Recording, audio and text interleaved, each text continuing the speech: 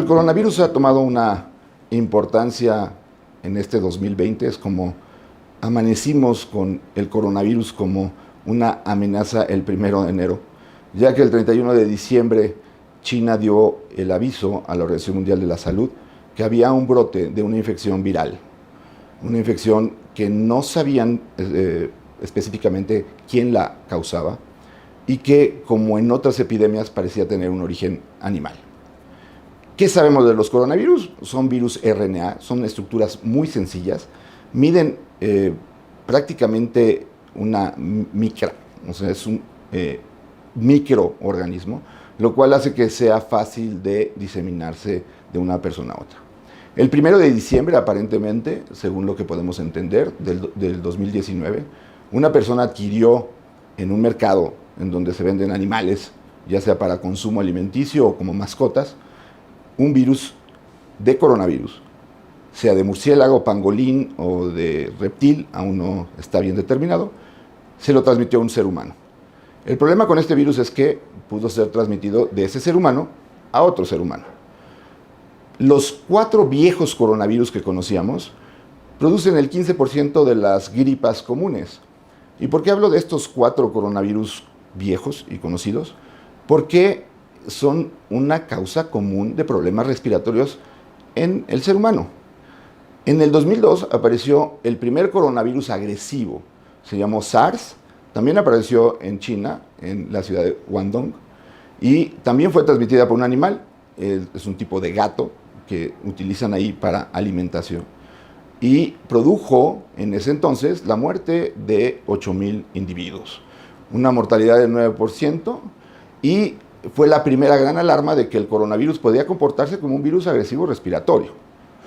En el 2012 aparece el segundo coronavirus agresivo. Este se llama MERS, porque apareció en el Medio Oriente, Middle East Respiratory Syndrome, y aquí fue transmitido por un camello a un ser humano y el ser humano lo transmite a otro ser humano, igual que como ocurrió con el SARS.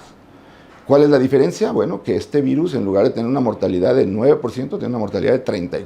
Es decir, una de 3 personas que le da esta enfermedad se va a morir.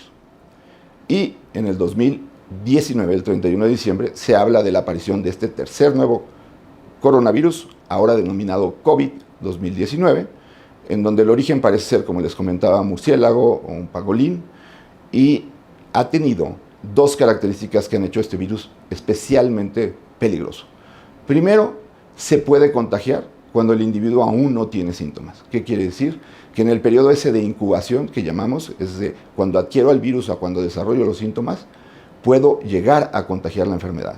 Y entonces en ese periodo la persona está totalmente asintomática, lo cual hace muy complejo determinar el momento en que se tiene que aislar una persona porque no va a tener síntomas.